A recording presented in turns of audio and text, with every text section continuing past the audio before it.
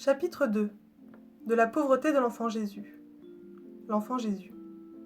Autrefois, en effet, il y a de cela bien longtemps, je suis descendu sur la terre, et je me suis fait homme par amour pour les hommes, pour qu'ils ne soient pas toujours à regarder le ciel en disant « Oui ou non, est-ce bien vrai qu'il y a un bon Dieu derrière ?»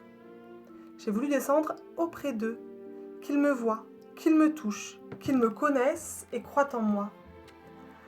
Alors je me suis fait petit enfant par amour pour toi, et pour les tout petits enfants qu'il y a eu et qu'il y aura.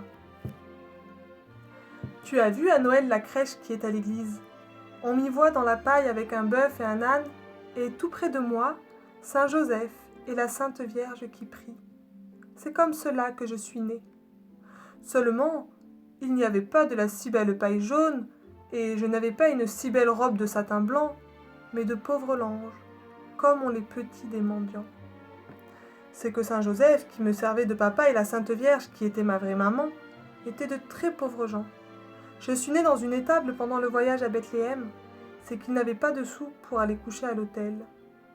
Et plus tard, en Égypte, et une fois revenus à Nazareth dans notre maison, nous avons vécu comme les plus pauvres gens que tu connais. Mon papa, Saint Joseph, faisait des charrues et des roues de voiture. Il rabotait des planches toute la journée, sciait, taillait, et se donnait beaucoup de peine pour gagner notre pain. Et puis, comme on n'était pas assez riche pour avoir une aide ou une femme de ménage, ma maman, la Sainte Vierge, avec ses belles mains blanches, plus belles que les plus belles qu'on voit sur les portraits, lavait la vaisselle, grattait les casseroles, épluchait les légumes et faisait la cuisine. Quand j'étais un petit bébé, je n'avais pas non plus de nourrice. C'est la Sainte Vierge qui me donnait son lait, qui m'emmaillotait. C'est elle qui me portait dans ses bras et me berçait le soir. Et c'est sur son sein que je m'endormais, dans ses longs voiles blancs, en écoutant chanter sa voix et battre son cœur.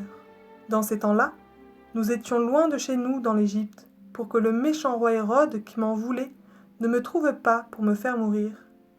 Nous allions par les chemins comme les bohémiens, n'ayant même pas de roulotte, mais seulement un pauvre âne, et c'était bien fatigant.